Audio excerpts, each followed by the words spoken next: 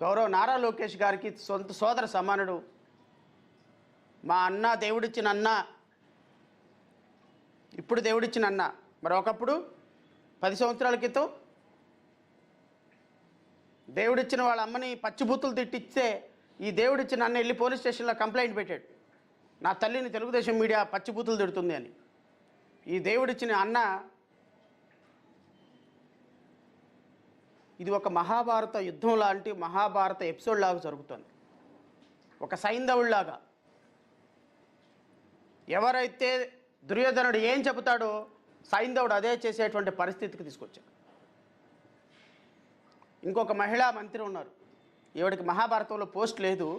బహుశా మహాభారతం మళ్ళీ ఏమైనా రిటర్న్ రాస్తే ఈవిడ పోస్ట్ని ఒకటి క్రియేట్ చేయాలి.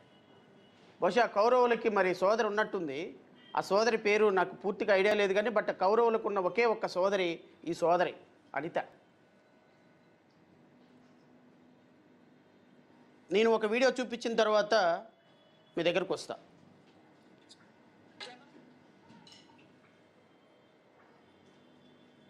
పోయేటటువంటి ఒక ఘటనని మీకు చూపిస్తాను. బహుశా మీరు బ్రిటిష్ కాలంలో బ్రిటిషర్స్ ప్రవర్తించినటువంటి తీరు, బ్రిటిష్ వాళ్ళు భారతీయులపై చూపించిన అమానుష ఘటన మీ కళ్ళ ముందు కనిపించే ఒక దారుణ ఘటన. ఎల్లో షర్ట్ వ్యక్తి విషయంలో అలాంటి ఒక ఘటన మీ కళ్ళ ముందు కనిపిస్తూ ఉంటుంది. ఒకసారి మొదటి నుంచి ప్లే చేద్దాం పీసీఆర్ ఆ దృశ్యాలను. మొదటి నుంచి లెక్క పెట్టండి మీరు ఎన్ని దెబ్బలు కొట్టారో. ఒకసారి ఆ ఎల్లో షర్ట్ ఏం జరుగుతుంది మొదటి నుంచి ప్లే చేద్దాం పీసీఆర్.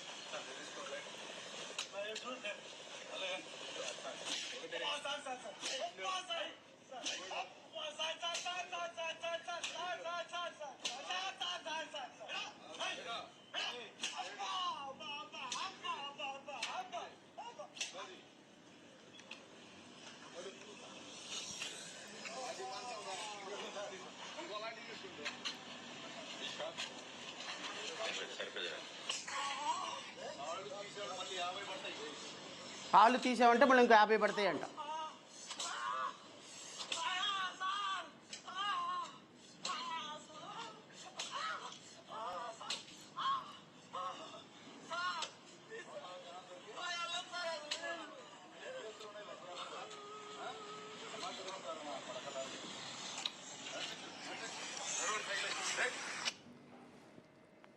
ఈ సంఘటన సృష్టిస్తున్నటువంటి తెనాలిలో మనకి పక్కనే ఉంటుంది. తెనాలి ఎన్డీపీఎస్ కేసెస్లో వీళ్ళు ముద్దాయిలు అయిన కారణంగా సిఐ ఈ ముగ్గురు, ఒకళ్ళు దళిత, ఒకళ్ళు ముస్లిం, ముగ్గురు బీసీ నిమ్న జాతులు చెందినటువంటి ముగ్గురు ముద్దాయిలను తీసుకొచ్చి లాఠీలు విరిగిపోయేటట్టు నడి బజారులో కూర్చోపెట్టి కాళ్ళ మీద పోలీసు బూట్లు తొక్కుతూ నొప్పి వస్తే అయ్యా నొప్పి వస్తుంది అని కాళ్ళని, సహజంగా మనకు ఒక దెబ్బ కొట్టగానే అబ్బా అని పట్టుకుంటాం. ఇలా పట్టుకుంటూ అంటే అర్థం ఏంటి అంటే ఈ నొప్పి కొంచెం తగ్గటానికి అవకాశం ఉండే పరిస్థితి. మనకి ఈ చర్మం మీద జలబుడితే అలాగే ఉంచుకోలేం. ఎంత గొప్ప వ్యక్తి అయినా జలబుడితే గీరుకుంటాం, నొప్పి పుడితే పట్టుకుంటాం. ఈ పట్టుకునే అవకాశం కూడా లేకుండా చేతులు వెనక్కి కట్టేసి కాళ్ళు రోడ్డు మీద పెట్టేసి దాని మీద బూట్లు పెట్టి కదలకుండా లాఠీలతోటి అరికాళ్ళ మీద కొడితే కాళ్ళు తీసేవంటే మళ్ళీ ఇంకో 50 దెబ్బలు పడతాయిరా అని లకారాలతోటి పోలీసులు తిడితే, బహుశా ఈ సంఘటన చూసి డోర్లు మూసేసుకొని ఉద్యోగాలకు రిజైన్ చేసి పుస్తకాలు మొత్తాన్ని తీసి చలిమంటలో పడేసి సిగ్గుతోటి ఎక్కడైనా నీళ్ల లేని బావిలో దూకి చచ్చిపోవాల్సింది ఎవరో తెలుసా? మీరందరూ అనుకుంటారు పోలీసులేమో అని, మీరందరూ అనుకుంటారు రాజకీయ నాయకులేమోనని. కాదు, జడ్జీలు, న్యాయస్థానం, న్యాయవాదులతో సహా. ఈ దుర్ఘటన జరిగి ఇన్ని సంవత్సరాలు అయినా కించెత్తు యాక్షన్ లేదు వీళ్ళ మీద. కారణం ఏంటో తెలుసా? తప్పు చేశారు కాబట్టి రోడ్డు మీదకు తీసుకొచ్చి కొట్టారు, తప్పేముంది? అరికాళ్ళ మీద కొట్టారు, తప్పేముంది? కాళ్ళతోటి తొక్కారు, తప్పేముంది? బూట్లతోటి తొక్కారు, తప్పేముంది? నేరస్తులకి కులం, మతం, ప్రాంతం ఏముంది? కరెక్టే. అనిత గారు, నేను మీ వీడియో కూడా వినిపించిన తర్వాత మిగతా దానికి వస్తా.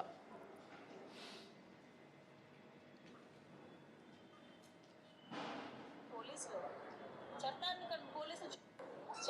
కంట్రోల్ చేయాల్సిన పోలీసులు, పోలీసులు చేతిలోకి తీసుకోవడం ఏంటి?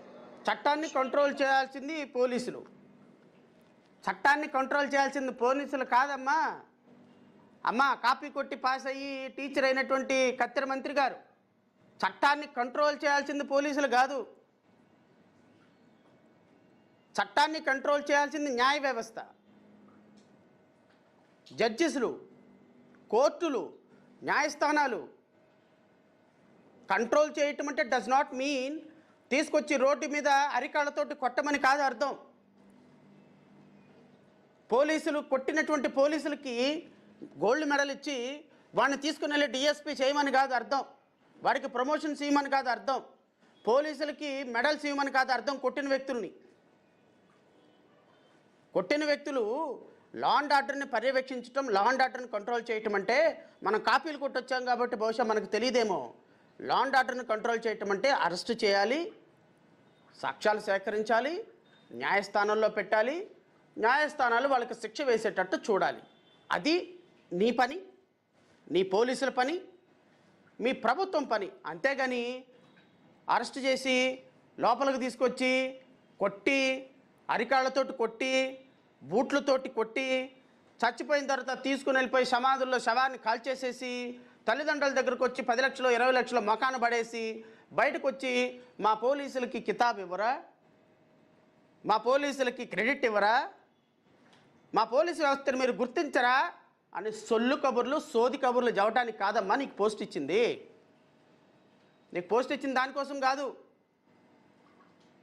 తెనాలి సంఘటన జరిగిన రోజు నేను ప్రెస్ మీట్ పెట్టి చెప్పా. ఈ రాష్ట్రంలో పోలీసుల యొక్క దురాగతాలు, ఈ రాష్ట్రంలో పోలీసుల యొక్క దుశ్చర్యలు, ఈ రాష్ట్రంలో పోలీసులు దొంగలని లేకపోతే అమ్మాయిల్ని ఏడిపించారనే అపవాదు, నేరారోపణ చేయబడిన వ్యక్తుల్ని ఈ విధంగా తీసుకొచ్చి చట్టాన్ని తమ చేతిలోకి తీసుకొని కొట్టి వాళ్ళకి శిక్ష రోడ్ల మీద వేయటం, రోడ్ల మీద పెరేడ్ చేయించటం, నిందితులుగా ఉన్న వ్యక్తుల్ని డీజీపీ గారిని అడిగి, ఏంది నిందితుల్ని రోడ్డు మీద పెరేడ్ చేయిస్తున్నారేంటంటే పోలీస్ జీపులో పెట్రోల్ లేదు అందువల్ల పెరేడ్ చేపిస్తున్నా. మరి రోడ్డు మీద పడేసి కొడుతున్నారు ఎందుకు సార్ అంటే లాఠీలు బలంగా ఉన్నాయో లేవో టెస్ట్ చేస్తున్నా. మరి విపరీతంగా కొడుతున్నారు కదంటే కొత్తగా వచ్చిన కానిస్టేబుల్కి ట్రైనింగ్ ఇవ్వాలి కదా, ట్రైనింగ్ ఇచ్చేదానికి మా దగ్గర డబ్బులు లేవు కాబట్టి నిందితులుగా ఉన్నటువంటి వ్యక్తులకి ట్రైనింగ్ ఇస్తున్నాం.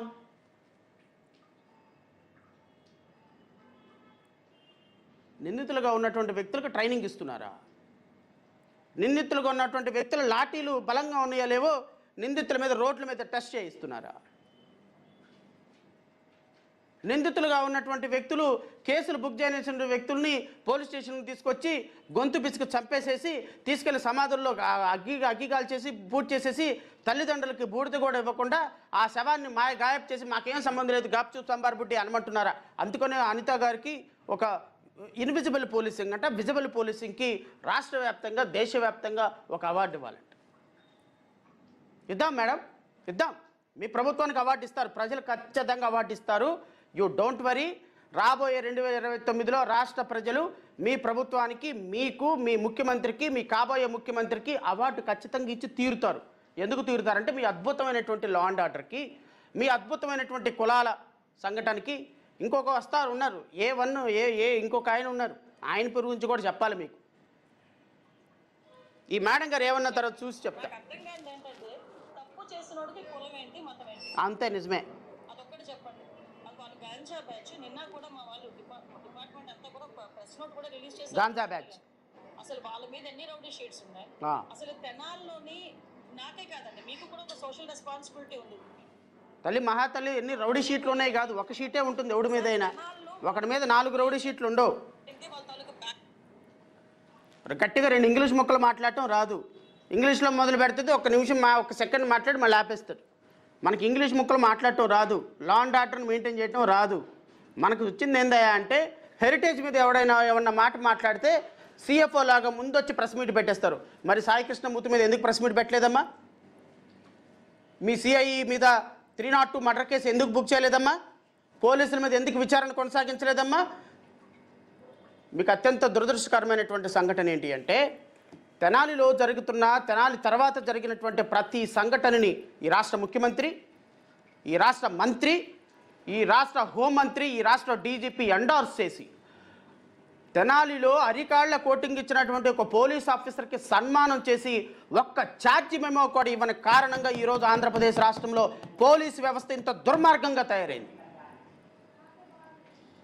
ఈరోజు పోలీసులు చేస్తున్నటువంటి దుశ్చర్యలు, రోడ్ల మీద నడిపించటం, నేరారోపణ జరగటం ఆలస్యం, పోలీసులు జడా శ్రావణ్ కుమార్ అని నేను హైకోర్టులో ప్రజా ప్రయోజన వాద్యం వేసిన తర్వాత, హైకోర్టులో ఈ ప్రజా ప్రయోజన వాద్యం వేసి WP Bill 16/2026 అని చెప్పి ఈ కేసు వేసిన తర్వాత పోలీసులు ఈ విధంగా నడిపిస్తున్నారు, ఈ విధంగా పోలీసులు వాళ్ళని రోడ్ల మీదకి నడిపిస్తున్నారు, ఇలా నడిపించకూడదు అని హైకోర్టులో కేసు వేసిన తర్వాత, డీజీపీకి నోటీసులు వెళ్ళిన తర్వాత ఈ కేసులో రోడ్ల మీద నడిపించడం ఆపారు. అదర్వైజ్ ప్రతి వైఎస్ఆర్సీపీ కార్యకర్తని, తెలుగుదేశం పార్టీకి వ్యతిరేకంగా చేస్తున్న ప్రతి కార్యకర్తని రోడ్ల మీద నడిపించుకుంటూ తీసుకొని వెళ్ళిపోయిన పోలీసులకి సాయంత్రానికి కితాబులు ఇస్తుంటే, ఈరోజు సాయి కృష్ణని చంపి నా పోలీస్కి మీరు ఎలా సస్పెన్షన్ ఇస్తారు, ఎలా రేపొద్దున కేసు కడతారు? ఎందుకు అంటే అతనికి ఇన్స్పిరేషన్ తెనాల్లో జరిగినటువంటి సంఘటన. తెనాల్లో జరిగిన సంఘటన సిఐని మీరు ఈరోజు అప్రైజ్ చేసి తనకి కితాబు ఇచ్చిన కారణంగా, తనకు సన్మానం చేసిన కారణంగా ప్రభుత్వం చేస్తుంది. ఇలాంటి పోలీసులను మేము ఎంకరేజ్ చేస్తామని మీరు, మీ మంత్రి, మీ ముఖ్యమంత్రి, మీ యొక్క డీజీపీ చెప్పిన తర్వాత ఈరోజు ఆ సిఐకి, కృష్ణలంక సిఐకి ఏం భయం ఉంటుందంటే, చట్టం అంటే, లా అండ్ ఆర్డర్ అంటే ఏం భయం ఉంటుంది? న్యాయస్థానాలు అంటే వాడికి ఒక ఏకతో సమానం. ఎందుకు అంటే మీ హోమ్ మినిస్టర్కి అదే సంబంధం, మీ ముఖ్యమంత్రికి అదే భావన, మీ మంత్రికి అదే భావన. జడ్జెస్లను కొనిపడేద్దాం, నష్టం ఏం లేదు, మన దగ్గర డబ్బు ఉంది, జడ్జెస్లను కొనేద్దాం, న్యాయస్థానాలను మేనేజ్ చేద్దాం. ఈ సంఘటన సిపిగా ఉన్న రాజశేఖర్ బాబు మే 9వ తారీఖున నిందితుడిని తీసుకొచ్చిన రోజున నాకున్న ప్రాథమికమైన సమాచారం ప్రకారం అతను చనిపోయిన రోజున ఈ విషయం ఫస్ట్ తెలిసినటువంటి వ్యక్తి సిపి. ఈ విజయవాడ సిపికి మొట్టమొదటిసారిగా తెలిసిన విజయం ఇది. ఈరోజు సిపికి తెలిసినప్పటికీ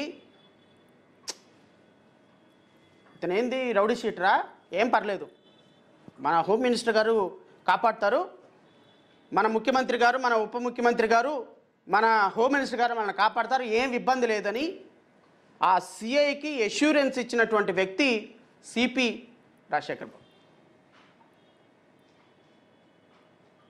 నిజంగా మే 9వ తారీఖున ఒక వ్యక్తిని తీసుకొచ్చి కొట్టి చంపేస్తే హైకోర్టులో హెబియస్ కార్పస్ పిటిషన్ పడేంత వరకు కూడా ఆ వ్యక్తి సమాచారం అధికారులకు తెలియకుండా ఉంటుంది అంటే అత్యంత పొరపాటు. ఈ విషయం తెలిసిన వ్యక్తి సిపి, నేను మేనేజ్ చేస్తాను, ఏం కంగారు పడకని అభయం ఇచ్చినటువంటి వ్యక్తి కూడా సిపి. తక్షణమే సిపిని సస్పెండ్ చేసి తీరాలి మా పార్టీ డిమాండ్ చేస్తుంది. ఇంకొక దురదృష్టకరమైన సంఘటన, దురదృష్టకరమైనటువంటి విషయం, ఈ సిపికి తెలిసిన వెంటనే ఈ విషయం హోమ్ మినిస్టర్ దృష్టికి కూడా వెళ్ళింది. బహుశా ఉప ముఖ్యమంత్రి దృష్టికో ముఖ్యమంత్రి దృష్టికో వెళ్ళిందేమో నాకైతే తెలియదు, కానీ ఇది ప్రాథమికంగా ఈ సమాచారం హోమ్ మినిస్టర్ దగ్గర ఉంది కానీ హోమ్ మినిస్టర్ దగ్గర ఉన్నటువంటి ఈ సమాచారం గత వారం 10 రోజుల క్రితమే ముఖ్యమంత్రికి ఉప ముఖ్యమంత్రికి కూడా సమాచారం అందింది.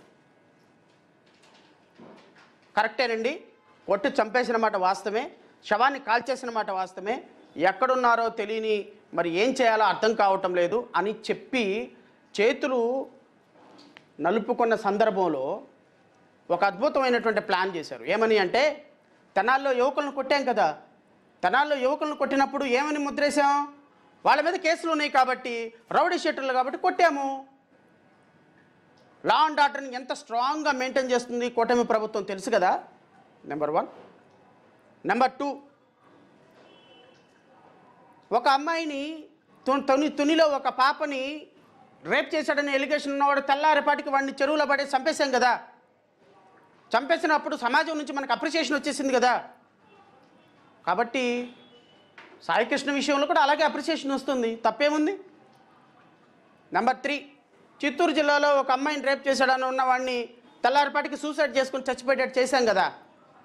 దానికి ముఖ్యమంత్రి గారు సభాష్ పోలీస్ అద్భుతంగా పనిచేశారు. ఈ రాష్ట్రంలో లా అండ్ ఆర్డర్ విషయంలో రాజీ పడే ప్రసక్తి లేదు. ఏ వ్యక్తి మీదైనా నేరాపణ వస్తే చంపేస్తాం. ఏ వ్యక్తి మీదైనా సరే ఆడపిల్లల్ని కదిలించారని చెప్తే వాడు సూసైడ్ చేసుకునేటట్టుగా పరిస్థితులు క్రియేట్ చేస్తాం.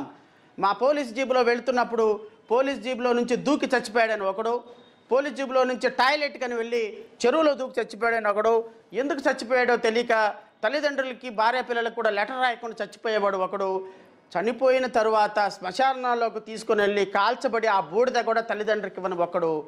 ఇది మీ రాష్ట్ర పోలీసులు, మీ అధికారులు, మీ నాయకులు, మీ రాజకీయ నాయకులు చేస్తున్నటువంటి లా అండ్ ఆర్డర్, అద్భుతమైనటువంటి లా అండ్ ఆర్డర్. నిన్న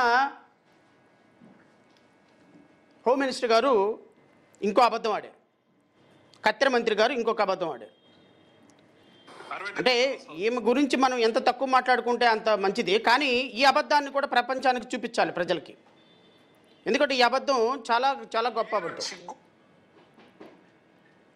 కాలంలో పోలీస్ డిపార్ట్మెంట్లో తీసుకొచ్చిన కొత్త పరిణామాలు కానీ, అదేవిధంగా ఒక సక్సెస్ స్టోరీస్ కానీ, అట్ ద సేమ్ టైం మేము ఏదైతే ఇంప్లిమెంట్ చేస్తున్నామో లా అండ్ ఆర్డర్ కంట్రోల్ విషయంలో కానీ, ఈరోజు రాష్ట్రం సుభిక్షంగా ఉండాలి అంటే, రాష్ట్రానికి పరిశ్రమలు పెట్టుబడులు రావాలి అన్న ఆ రాష్ట్రం తాలూకా లా అండ్ ఆర్డర్ ని బేస్ చేసుకుని ఉంటుందన్న సంగతి తెలిసిన వ్యక్తిగా గౌరవ ముఖ్యమంత్రి గారు ఎన్డీఏ కూటమి గవర్నమెంట్ వచ్చిన తర్వాత ప్రత్యేకంగా పోలీస్ డిపార్ట్మెంట్ మీద దృష్టి పెట్టి అనేకమైన ప్రక్షాళన చేసి ఈ రోజుకి కూడా ఈ 2 సంవత్సరాల కాలంలో లా అండ్ ఆర్డర్ విషయంలో ఎంత పక్కాగా ఉన్నామనేది చెప్పడానికి నిదర్శనం ఈ రోజు మన రాష్ట్రానికి వస్తున్న పెట్టుబడులు, పరిశ్రమలు ఒక నిదర్శనంగా మనం అందరూ కూడా చెప్పొచ్చు.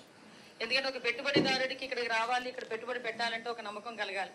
ఒక పరిశ్రమ ఇక్కడ తీసుకొచ్చుకొని అతను ఆ పరిశ్రమ నడిపించాలంటే ఒక నమ్మకం కలగాలి. అదేవిధంగా మిగతా రాష్ట్రాల నుంచి ఇక్కడికి వచ్చి చదువుకోవాలి అన్నా కూడా ఒక భరోసా ఉండాలి.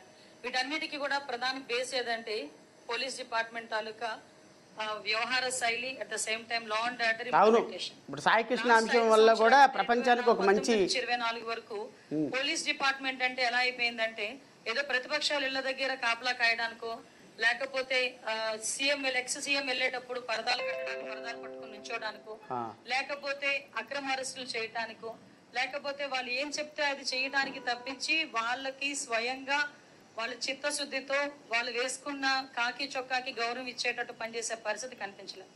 కానీ మేము ఎన్డీఏ కూటమి గవర్నమెంట్ అధికారంలోకి వచ్చిన తర్వాత అటువంటి విధ్వంస పాలనకి చరమగీతం పాడాలి. పోలీస్ డిపార్ట్మెంట్ వాళ్ళు ప్రజలకి సేవ చేయాలి, ప్రజలకి న్యాయం చేయాలి, వినాలి రాష్ట్ర ప్రజలు. ఎందుకంటే దీని తర్వాత కౌంటర్ ఉంటుంది. పోలీస్ డిపార్ట్మెంట్ అంటే ఒక రెస్పాన్సిబిలిటీ, పోలీస్ డిపార్ట్మెంట్ అంటే ఒక రెస్పెక్ట్ అన్న ఉద్దేశంతో ఈ రోజు మా పోలీస్ డిపార్ట్మెంట్ వాళ్ళు పనిచేస్తున్న తీరుకి నేను ఈ 2 సంవత్సరాల కాలంలో చేసిన ఈ పనితీరుకి నేను ఈ వేదిక మీద వాళ్ళందరినీ కూడా అభినందిస్తున్నా. ఎందుకంటే ఇది మాకు ఒక జవాబుదారీతనం. ఈ రోజు 2 సంవత్సరాల తర్వాత మేము వచ్చి ఇది చేసామని చెప్పడానికి ఏ నాయకుడికైనా దమ్ము ఉండాలి. ఈ రోజు 2 సంవత్సరాల పరిపాలనా కాలంలో ప్రతి శాఖ మంత్రి కూడా వచ్చి ఈ రోజు మేము మా డిపార్ట్మెంట్ లో ఇది చేసామని చెప్పి గర్వంగా చెప్పగలుగుతున్నాము అంటే గవర్నమెంట్ కి ఈ రోజు పబ్లిక్ మీద ఉన్న చిత్తశుద్ధి మీకు ఎలా ఉంటుందో మీ అందరికీ కూడా అర్థం అవ్వాలి. ఈ రోజు మనందరికీ తెలుసు, యాక్చువల్ గా పోలీస్ డిపార్ట్మెంట్ కి సంబంధించి ఈ రోజు ఎన్డీఏ కూటమి గవర్నమెంట్ వచ్చిన తర్వాత దగ్గర మనం ఒకసారి మీకు పవర్ పాయింట్ ప్రెజెంటేషన్ కూడా ఉంది, ఒకసారి చూస్తే కనుక మన వాళ్ళు ఒకసారి పెట్టారా? పవర్ పాయింట్ పెట్టారా? ఒకసారి చూసుకోండి. ఒకసారి బేస్ చేసుకుంటే ఈరోజు మనకి సంబంధించి నేరాల సంఖ్య అంటే క్రైమ్ రేటు సుమారుగా 14.1% తగ్గింది ఈరోజు క్రైమ్ రేట్. ఏమండి ఎంత అన్నారు? 14.1% క్రైమ్ రేటు తగ్గింది. ఎవరు చెప్పిన దాంట్లో బుల్లెట్ పాయింట్ చెప్తాయి, కత్తిర మంత్రి గారు చెప్పిన బుల్లెట్ పాయింట్స్లో. బహుశా మరి ఇప్పుడు ఏ టీచర్ పనిచేసిందో నాకైతే తెలియదు, కానీ తెలుగు మాత్రం చాలా అద్భుతమైనటువంటి అబద్ధాల మంత్రిగా ఒక పదాల కూడిక చాలా అద్భుతంగా చేయగలిగినటువంటి మంత్రి. ఈ పదాల కూడికలో చెప్పినటువంటి అద్భుతమైనటువంటి అబద్ధాలు ఏంటి అంటే క్రైమ్ రేటు చాలా తగ్గింది, ఇన్విజిబుల్ పోలీసింగ్, విజిబుల్ పోలీసింగ్ చాలా అద్భుతంగా అయింది. ఈ రాష్ట్రానికి పరిశ్రమలు రావాలి అంటే, ఈ రాష్ట్రానికి ఆర్థికంగా ఏదైనా అభివృద్ధి చెందాలంటే పోలీసు యొక్క వ్యవస్థ యొక్క పనితీరు చాలా ఇంపార్టెంట్. కరెక్టే మీరు అన్నది. ఈ రాష్ట్రానికి ఈ పరిశ్రమలు రావాలన్నా, పోలీసుల పనితీరు బాగుండాలన్నా ఈ రాష్ట్రానికి జరగాల్సినటువంటి మంచి అయితే ఇది. అయితే పోలీసు వ్యవస్థ చేస్తున్న పనులేంటి? ఇప్పుడు సాయికృష్ణ అంశంలో పోలీసు వ్యవస్థ అద్భుతంగా పనిచేసిందా? మృతి విషయంలో పోలీసు వ్యవస్థ సమాధానం చెప్పదా? తీసుకొచ్చి లాఠీలతోటి కొట్టి రోడ్ల మీద కొట్టేటువంటి రాష్ట్రానికి కంపెనీలు వస్తాయా? ఈ రాష్ట్రంలో ఎవరైతే ఒక ఎలిగేషన్ ఉందో ఆ ఎలిగేషన్ ఉన్న వ్యక్తి మీద చంపేస్తానంటే కంపెనీలు వస్తాయా? 4 కేసులు నమోదవగానే ఆ వ్యక్తిని తీసుకొచ్చి పోలీస్ స్టేషన్లో చంపేసేసి బూడిద చేసేద్దామంటే కంపెనీలు వస్తాయా? లా అండ్ ఆర్డర్ బాగుంటుందా? మరి మీ అధినేత మీద 36 కేసులు ఉన్నాయి, మరి ఏ స్టేషన్కి పంపిద్దాం? మీ చంద్రబాబు నాయుడు గారు మా రాష్ట్ర ముఖ్యమంత్రి మీద ఆ ఎలక్షన్ అఫిడవిట్లో కొడితే 40 కేసులు ఉన్నాయమ్మా, అన్నీ క్రైమ్లే. 2 కేసులు ఉంటే నువ్వు మరి రౌడీ షీట్ కట్టి తీసుకెళ్ళి 2 కేసులే. ఆ అబ్బాయి సాయికృష్ణ చనిపోయినటువంటి వ్యక్తి మీద 2 కేసులు ఉన్నాయి, ఇప్పటికి పెండింగ్ ఉన్నాయి. మిగతా అన్ని న్యాయస్థానాలు కొట్టేసిన కేసులను కూడా బయటకు తెచ్చి మరి 2 కేసులు ఉన్నవాడు బతకడానికి అర్హత లేకపోతే, 2 కేసులు ఉన్నాడు లాకప్ డెత్ చేయించుకొని తల్లిదండ్రులకి బోడితే కూడా దొరకనీయకపోతే మరి 36గా 40 కేసులు ఉన్నటువంటి మన ముఖ్యమంత్రి గారిని ఏ స్టేషన్కి పంపిద్దామమ్మా? ఆయనతో పాటు పోటీ పడి కేసులు పెట్టించుకోండి. 10 కేసులు ఉంటే కార్పొరేషన్ పదవి, 20 కేసులుంటే క్యాబినెట్ ర్యాంక్ పదవి, 30 కేసులు దాటిన వ్యక్తికి ప్రజాప్రతినిధి పదవి ఇచ్చి ప్రకటించి బంపర్ ఆఫర్ పెట్టినటువంటి మన కాబోయే యువ నాయకులు మీ ముఖ్యమంత్రి, కాని ముఖ్యమంత్రి మరి నారా లోకేష్ గారిని ఏ స్టేషన్కి పంపిద్దామమ్మా? 100 కోట్ల రూపాయలు దోచుకున్నాడని ఆరోపణలు ఉన్నాయి కదా, మరి ఆయన ఏ స్టేషన్కి పంపిద్దాం? మీరు చెప్పండి హోమ్ మినిస్టర్గా. మీ అబద్ధాలు రాష్ట్ర ప్రజలకి ఎంత దౌర్భాగ్యం అంటే, 14% క్రైమ్ రేట్ తగ్గిందా?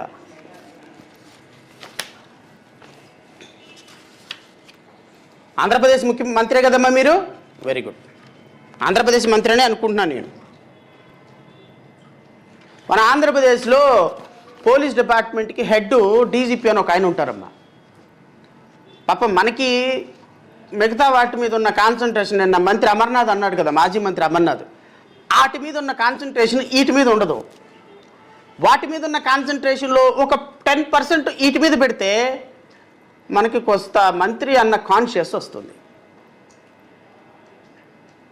వాటి మీద కాన్సన్ట్రేషన్ కొంచెం తగ్గించి ఈ 2 సంవత్సరాలు 3 సంవత్సరాలు దీని మీద పెట్టమ్మా.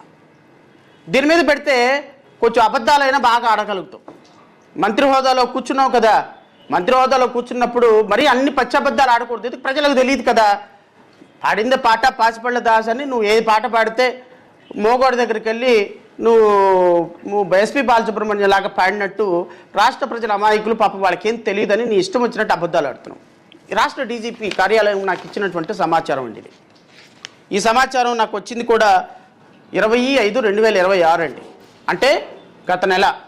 ఇంకా నెల కూడా కాలా నాకు ఈ సమాచారం ఇచ్చి డీజీపీ గారు. ఈ డీజీపీ గారు ఇచ్చిన సమాచారం అమ్మా, file number 11032/40/2026 RTI CID dated 25/5/2026. అమ్మా ఈ సమాచారం ఇచ్చిన దాని ప్రకారం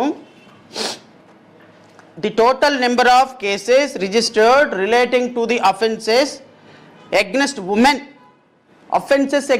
women in Andhra Pradesh from 1/7/2024 to 30/4/2026 వరకు మన రాష్ట్రంలో కేవలం ఉమెన్ మీద, చిల్డ్రన్ మీద, వృద్ధుల మీద, మనుషుల మీద తీసి పక్కన పడేయమ్మా,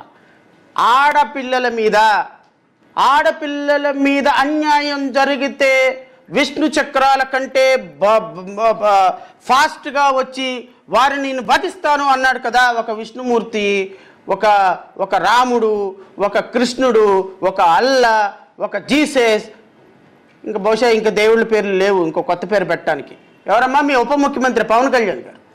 ఆ పవన్ కళ్యాణ్ గారు ఏదైతే చట్టాలు తయారు చేసి, కొత్త చట్టాలు తయారు చేసి, ఒక ఆడపిల్లని పట్టుకోవాలి అంటే గజ గజ గజ గజ వణికిపోతాం, నాకు అధికారం ఇవ్వండి, సొల్లు కబుర్లు, సోది కబుర్లు, పోసుకోలు మాటలు చెప్పాడు కదా ఒక ఉప ముఖ్యమంత్రి. కేజీ, పీజీ, ఓజీ, టీజీ అని సినిమాలు తీసుకుంటా, రోజుకు ఒక కాంట్రవర్సీ మాట్లాడుకుంటా, సినిమాల్లో స్టోరీలు తీసుకుంటా, కట్ షార్ట్ ప్యాకప్ మంత్రి ఎవరైతే ఉన్నారో ఆ మంత్రి గారే మన ఉప ముఖ్యమంత్రి గారు. ఇష్టమైనటువంటి శాఖ, నువ్వు కష్టపడి నిర్వహిస్తున్నటువంటి శాఖ, ఆ శాఖలో నమోదైన కేసుల వివరాలు ఎన్నో తెలుసమ్మా? 2 సంవత్సరాల వ్యవధిలో 44,586 అమ్మా. ఒకసారి కొంచెం కెమెరా జూమ్ చేయండి అయ్యా, రాష్ట్ర ప్రజలకు కూడా అర్థమవుతుంది.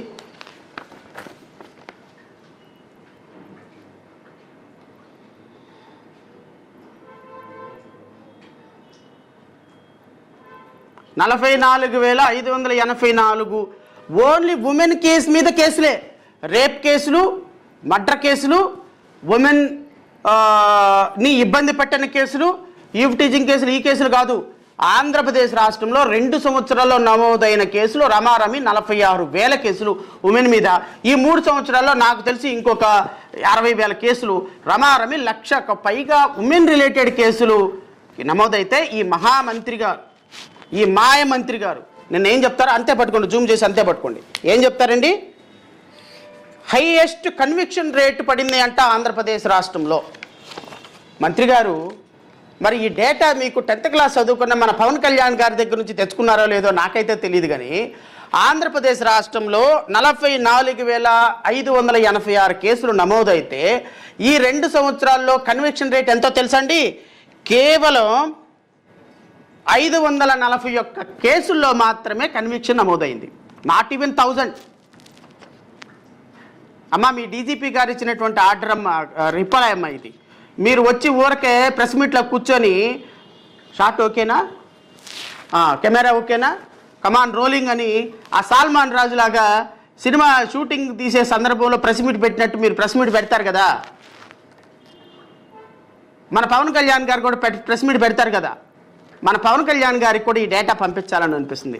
అమ్మా, 44,586 కేసెస్లో ది గ్రేట్ పబ్లిక్ ప్రాసిక్యూటర్సు, 100 మంది పబ్లిక్ ప్రాసిక్యూటర్సు, 1000 మంది అసిస్టెంట్ పబ్లిక్ ప్రాసిక్యూటర్సు, లక్షల మంది పైగా ఉన్నటువంటి పోలీస్ వ్యవస్థ, మీరంతా కలిసి పీకింది ఏంటో తెలిసినా ఈ 2 సంవత్సరాల్లో 546 కేసులు కన్విక్షన్ పడింది. ఆ 546 కేసుల కన్విక్షన్లో కూడా గౌరవ హోమ్ మినిస్టర్ కత్తెర మంత్రి నిర్వహించే శాఖలో అత్యంత లోయెస్ట్ కన్విక్షన్ రేటు. నేను జిల్లాల వారీగా కన్విక్షన్ రేటు కూడా చదివి వినిపిస్తాను, ఓకేనా? కేవలం నిన్న కత్తెర మంత్రి గారు వచ్చి వాస్తవాలని దాచిపెట్టి అవాస్తవాలను ప్రొజెక్ట్ చేయడానికి చేసే ప్రయత్నం కాబట్టి ఈ మాట నేను మాట్లాడాల్సి వస్తుంది. నెంబర్ 1, అల్లూరు సీతారామరాజు జిల్లా 4 కన్విక్షన్లు అండి. జిల్లా మొత్తానికి ఈ 2 సంవత్సరాలు 4 కేసుల్లో కన్విక్షన్ పడింది. సిగ్గుండాలి మీ డీజీపీకి, సిగ్గుండాలి మీ అడిషనల్ పబ్లిక్ ప్రాసిక్యూటర్లకి, ఈ రాష్ట్రంలో ప్రాసిక్యూషన్ డిపార్ట్మెంట్ని మానిటర్ చేస్తున్నటువంటి వ్యక్తులకి. ఒక జిల్లాలో 2.5 సంవత్సరాల్లో కేవలం 4 కేసులు కన్విక్షనా? అల్లూరు సీతారామరాజు జిల్లా ట్రైబల్ జిల్లా అది. అమ్మ, అనకాపల్లి తమరు నిర్వహించే జిల్లానే మేడం గారు, అనిత మేడం గారు. తమరు నిర్వహించిన జిల్లాలో కన్విక్షన్ కేసులు 7 కేసులమ్మ. ఏది 45,486 కేసుల్లో తమరు నిర్వహించిన జిల్లాలో 7 కేసులు కన్విక్షన్. నెంబర్ 3, అనంతపురం 16 కేసులు, అన్నమయ్య జిల్లా 11 కేసులు, బాపట్ల 14 కేసులు, చిత్తూరు 10 కేసులు. మన ముఖ్యమంత్రి గారు ఉన్న జిల్లా 2 సంవత్సరాల్లో అక్కడ కన్విక్షన్ రేటు 10 కేసులు మాత్రమే పడింది. ఇది ఉమెన్ రిలేటెడ్ కేసుల్లో. వీళ్ళు ఏమో శక్తి యాప్ గురించి మాట్లాడుతుంది. గత సంవత్సరంలో ఏంటది గత గవర్నమెంట్ జగన్మోహన్ రెడ్డి గారు తీసుకొచ్చినటువంటి దిశ యాప్ అంట అమలు కాని, అవకాశం లేని వేస్ట్ యాప్ తీసుకొచ్చారంట. ఈ మహాతల్లి ఈ గవర్నమెంట్లోనంట అద్భుతమైనటువంటి యాప్ తీసుకొచ్చి మీ ముఖ్యమంత్రి జిల్లాలో, మీ జిల్లాలో సిగ్గు లేకుండా పడుతున్న కన్విక్షన్లో 2.5 సంవత్సరాల్లో 10 కేసులు 7 కేసులు.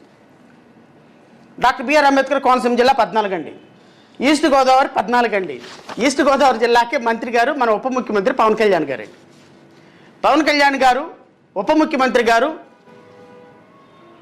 చట్టాన్ని ఎవరు ఉల్లంఘించినా అరచేతిలో గీతలు మార్చేటువంటి ఉప ముఖ్యమంత్రి గారు ఈ రాష్ట్రంలోకి ఉప ముఖ్యమంత్రిగా ఉండి పక్క రాష్ట్రంలో ఉన్నటువంటి ఆదిత్య యోగినాథ్ యొక్క పరిపాలన ఆదర్శంగా తీసుకొని మోకాళ్ళ చిప్పలు అరక్కొట్టేటువంటి గౌరవ ఉప ముఖ్యమంత్రి గారి జిల్లాలో 45,800 కేసెస్లో వారి కేసెస్లో కన్విక్షన్ రేటు 14 కేసులు అండి. ఏది ఎంటైర్ మొత్తం జిల్లాకు సంబంధించి ఈ మహానుభావుడు ఈ so called OG, KG, PG, TG సినిమాలు తీసుకొని ప్రమోషన్స్లో పాల్గొని నిన్న ఒక బాబు దగ్గరికి వెళ్ళాడు. ఆ బాబు దగ్గరికి ఎందుకు వెళ్ళాడో తెలియదు. ఆయన వెళ్ళేటప్పటికి సినిమాలు, పెద్ద పెద్ద షాట్లు, ఫోటోలు, ఏందో పెద్ద ప్రపంచాన్ని ఓడబొడిచినట్టుగా ఈ 46,000 మంది అమ్మాయిలకి అన్యాయం జరిగితే ఎక్కడికైనా వెళ్ళారా సార్ మీరు? ఒక పాప దగ్గరికి వెళ్ళి పరామర్శించారు సార్ మీరు? ఒక పాప మిస్ అయింది మీ జిల్లాలోనే, తునిలోనే వెళ్ళి మాట్లాడారు సార్ ఏమన్నా బాధితులకి? చనిపోయినటువంటి పిల్లల దగ్గరికి, బాధపడుతున్న పిల్లల దగ్గరికి, మర్డర్లు అయిపోయిన ఆడపిల్లల దగ్గరికి వెళ్ళారు సార్? సుగాలి ప్రీతి ఏమైంది సార్? కేసు ఏమైంది సార్? ఆ పాప సిబిఐకి హ్యాండ్ ఓవర్ చేశారు కదా, సిబిఐ ఎందుకు హ్యాండ్ ఓవర్ చేసుకోలేదు సార్? ఏం చేశారు సార్? మన ఉప ముఖ్యమంత్రిగా ఉంటే పీకేదేంటి సార్? మనం ఏం పీకుతున్నామంటే షార్ట్లు పీకుతున్నాం. మనం ఏం పీకుతున్నామంటే ప్రజల దగ్గరికి వెళ్ళి షోలు చేస్తున్నాం. మనం ఏం చేస్తున్నామంటే నెలకు ఒక 100 కోట్ల రూపాయల ప్యాకేజ్ తీసుకుని జనసేన పార్టీ ఆఫీస్లో పెట్టుకుంటున్నాం. మనం ఏం చేస్తున్నామంటే మనకి నెలకి ఇంత డబ్బులు పంపించే వాడికి రాజ్యసభ సభ్యత్వం ఇచ్చి పనిచేసినటువంటి కుర్రాళ్ళని కాలు కింద కూర్చోబెట్టి బాంచన్ ధర మీ కాళ్ళు మొక్కుతాను అనిపిస్తున్నాం. మీ జిల్లాలో ఉమెన్ రిలేటెడ్ కేసెస్లో కన్విక్షన్ రేట్ ఇది. ఎందుకు అంటే మీ జిల్లాలో తెలుగుదేశం పార్టీ నాయకులు ఒక పాపని రేప్ చేస్తే కనీసం అరెస్టు చేయలేదు మీరు ఆ తెలుగుదేశం పార్టీ నాయకులు. ఈస్ట్ గోదావరి జిల్లా తర్వాత ఏలూరు అండి, 37 కేసులు. గుంతకల్ 1, గుంటూరు 25. మన సోకాల్డ్ కాబోయే ముఖ్యమంత్రి, అనధికారిక ముఖ్యమంత్రి, మంత్రి గారు చేసేటువంటి గుంటూరు జిల్లా నుంచి రిప్రజెంట్ చేస్తున్నటువంటి మంత్రి గారి కేసు 25 కేసులు అండి. కృష్ణా జిల్లా 27, కర్నూలు 8, మార్కాపురం 8, నంద్యాల 13.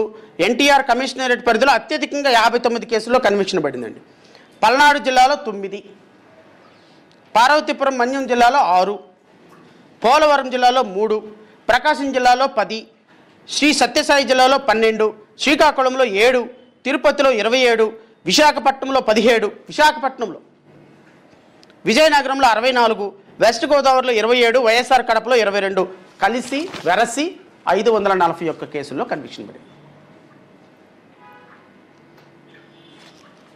నేను అడుగుతున్నా, పోలీస్ వ్యవస్థ పనిచేసే తీరుదా? ఇన్వెస్టిగేషన్ కంప్లీట్ చేసే తీరువిదా? న్యాయస్థానాల్లో మీరు వాదించి కేసులు కన్విక్షన్ ఉమెన్ కేసెస్లోనే ఎలా ఉంటే, నేను చెప్తున్నా, మీరు నిన్న ప్రెస్ మీట్లో చెప్పినట్టుగా 14% కాదు, ఈ కేసులు గత సంవత్సరంతో పోల్చుకుంటే ఉమెన్ రిలేటెడ్ కేసెస్లో 24.5% కేసులు పెరిగినాయి. కన్విక్షన్ రేటు 2% నుంచి 0.54%కి పడిపోయింది. Because of your maladministration, because of your red book రాజ్యాంగం, because of your police inefficiency, because of lawlessness state of Andhra Pradesh అని ప్రౌడ్గా డిక్లేర్ చేసిన కారణంగా Andhra Pradesh state is the most affected law and order state. Credit కావాలా? అన్నో కానీ సాయికృష్ణ మట్టిని కానీ వాళ్ళ తల్లికి ఇచ్చి క్రెడిట్ తీసుకోండి. ఎంత క్రెడిట్ కావాలో అంత క్రెడిట్ తీసుకోండి మీ పోలీస్ డిపార్ట్మెంట్. ఆ తల్లి కన్నీళ్ళకి సమాధానం చెప్పి మీరు పవన్ కళ్యాణ్ ఎక్కడ ఉన్నాడు? ఆ పవన్ కళ్యాణ్ నాకు తెలియదు.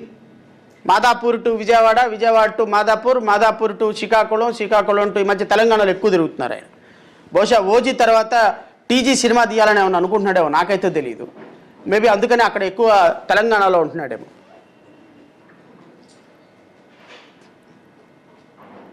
క్రెడిట్ తీసుకోండి అమ్మ, మొత్తం క్రెడిట్ మీరే తీసుకోండి. ఎవరికి ఇద్దు క్రెడిట్. ఆ తల్లి కన్నీళ్ళకి కొంచెం సమాధానం చెప్పి క్రెడిట్ ఇచ్చేసేయండి. పవన్ కళ్యాణ్ గారు, మీకంట పోలీస్ డిపార్ట్మెంట్ క్రెడిట్ కావాలంట. ఆ తల్లి బాడీ, వాళ్ళ కొడుకు డెడ్ బాడీని అడుగుతోంది. ఆ డెడ్ బాడీని ఇచ్చేసేసి క్రెడిట్ తీసుకోండి. మొత్తం క్రెడిట్ మీ పోలీస్ డిపార్ట్మెంట్ తీసుకోండి, ఎవరికి ఇవ్వద్దు అస్సలు. పవన్ కళ్యాణ్, మీరు, ముఖ్యమంత్రి, ఉప ముఖ్యమంత్రి, మీరు నలుగురే తీసుకోండి. ఒక కాపు సామాజిక వర్గానికి చెందినటువంటి వ్యక్తి ఉప ముఖ్యమంత్రిగా ఉన్న ఈ రాష్ట్రంలో ఒక కాపు సామాజిక వర్గానికి చెందినటువంటి దళిత యువకుడిని, ఆ యువకుడిని, కాపు యువకుడిని తీసుకొని వెళ్ళిపోయి కొట్టి చంపేసి శవాన్ని కూడా మాయించేసి శ్మశానంలో శవాన్ని కాల్చినటువంటి వ్యక్తికి కాపలా కాస్తుంది ఒక కాపు నాయకుడు. సిగ్గుపడాలి మీ ప్రభుత్వం. అంటే డాక్టర్ సుధాకర్ కోసం పోరాటం చేశాము, లేకపోతే సుబ్రహ్మణ్యం కోసం పోరాటం చేశాం కాబట్టి సాయికృష్ణ కోసం పోరాటం చేయమా? నో. ఈ సమాజం ఉన్నది భారత రాజ్యాంగం రాసినటువంటి డాక్టర్ బిఆర్ అంబేద్కర్ యొక్క స్ఫూర్తితోటి. అలాంటి బిఆర్ అంబేద్కర్ గారు రాసిన రాజ్యాంగంలో ప్రతి ఒక్క వ్యక్తికి బ్రతికే స్వేచ్ఛ ఉంది, ఇంక్లూడింగ్ ముద్దాయి అయినా సరే. కసబ్బును కూడా 10 సంవత్సరాలు విచారణ చేసిన తర్వాత అరెస్టు చేసి మరణశిక్ష వేసినటువంటి దేశం ఈ దేశం. న్యాయస్థానాలు, ఈ దేశంలో న్యాయస్థానాలు ఉండే పవన్ కళ్యాణ్ని ఆదర్శంగా తీసుకుంటే మోకాళ్ళ కోటింగు, అరచేతిలో రేఖలు తీసేస్తారని ఒక ఉప ముఖ్యమంత్రి అంటే పోలీస్ డిపార్ట్మెంట్కి ఏ విధమైనటువంటి ఆలోచన వస్తుందండి? Immatured statements. మా పోలీసులు చేసింది కరెక్టు అని ఒక ముఖ్యమంత్రి అంటే దానికి ఏం సమాధానం చెప్తామండి? ఒక వ్యక్తిని, ఒక ఆడపిల్లని చెరచడం అన్యాయం. నేను దానికి పూర్తిగా బాధపడుతున్నా. ఒక ఆడపిల్ల పట్ల, ఒక చిన్న పిల్ల పట్ల అఘాయిత్యం చేసినటువంటి వ్యక్తిని ప్రాసెస్ ప్రకారం ఉరిశిక్ష వేయించమని చెప్పినటువంటి నేను ఈరోజు ఆ వ్యక్తిని తీసుకుని వెళ్ళిపోయి చంపేసేసి ఆ వ్యక్తిని ప్రౌడ్గా పోలీసులు క్లెయిమ్ చేస్తుంటే, ప్రౌడ్గా ఆ వ్యక్తి యొక్క చంపేశాం మేము అని ఆ ముఖ్యమంత్రి ప్రకటిస్తుంటే, చంపేసిన పోలీసులకి ప్రమోషన్లు ఇస్తుంటే హోమ్ మినిస్టర్ అను డిప్యూటీ చీఫ్ మినిస్టర్, ఈ రాష్ట్రంలో మిగతా పోలీసులకు ఏం ఇంప్రెషన్ ఇచ్చినట్టు మీరు? ఈ రాష్ట్రంలో మిగతా పోలీసులు ఏ విధంగా ఇబ్బంది పడతారు? వాడు తెనాల్లో కొడితే మాట్లాడలేదు, తిరుపతిలో చంపేస్తే మాట్లాడలేదు, తునిలో చంపేస్తే మాట్లాడలేదు, కాబట్టి నేను కూడా చంపేశాను. ఆడు రౌడీ షీటరే కదా. మళ్ళీ పైగా మీడియాలో, సోషల్ మీడియాలో, సిగ్గులేని మీడియాలో ఆయన మీద అన్ని కేసులు ఉన్నాయి, ఆయన మీద రౌడీ షీట్లు ఉన్నాయి. మరి మీ ముఖ్యమంత్రి మీద 60 కేసులు ఉన్నాయి, ఉప ముఖ్యమంత్రి మీద 15 కేసులు ఉన్నాయి, కింద ఉన్నటువంటి కాబోయే ముఖ్యమంత్రి మీద 40 కేసులు ఉన్నాయి. మీ ముగ్గురిని ఏ స్టేషన్కి పంపిద్దాం? మీ ముగ్గురు మీద ఎన్ని రౌడీ షీట్లు ఓపెన్ చేయాలి? అంటే ఒక ఆరోపణ ఎదుర్కొంటున్న వ్యక్తిని కొట్టి చంపేసేసి అతను సోషల్ మీడియాలో అతని క్యారెక్టర్ని అసాసినేట్ చేస్తే సరిపోతుందా? కాపు సమాజానికి ఇంకా ఎవరు అండగా నిలవరు అనుకుంటారా? నేను ప్రతి దళిత సామాజిక వర్గానికి చెందిన వ్యక్తులను కూడా కోరుతున్నా. ఈరోజు మన సోదరులకి ఇబ్బంది జరిగింది. ఒక సోదరుడు లాకప్ డెత్లో చనిపోయినాడు. అతనికి బాసటగా నిలవాల్సిన బాధ్యత మనందరి మీద ఉంది. సుబ్రహ్మణ్యాన్ని కొట్టి చంపినప్పుడు కొన్ని వందల మంది కాపు సామాజిక వర్గానికి చెందినటువంటి వ్యక్తులు నాతో కలిసి నడిచారు, డిమాండ్ చేశారు. ఆ రోజున సుబ్రహ్మణ్యం కుటుంబం చనిపోయినప్పుడు ధర్నా చేస్తే వాళ్ళందరూ వచ్చి కూర్చున్నారు. కారణం, ఇక్కడ కులానికి, మతానికి, ప్రాంతానికి అర్హత లేదు, ఇక్కడ స్థావు లేదు. ఇక్కడ కేవలం ఒక ప్రాణం, ఒక తల్లి కడుపు ఈరోజు కోతలో ఉంది. ఒక తల్లి కడుపు ఈరోజు బాధపడుతుంది. ఒక తల్లి కడుపు నా కొడుకు నాకు తెచ్చి ఇవ్వండి అని అడుగుతుంది. సుబ్రహ్మణ్యం తల్లి ఎంతో, ఈ తల్లి కూడా మనకు అంతే. మన బాధ ఈరోజు పవన్ కళ్యాణ్ కాపుల నుంచి ఓట్లు వేయించుకొని ఈరోజు సినిమా షూటింగ్లను తిరుగుతున్నాడు. ఆ సామాజిక వర్గానికి కనీసం అపాయింట్మెంట్ కూడా ఇవ్వని పరిస్థితిలో ఒక ఉప ముఖ్యమంత్రి ఉన్నాడు.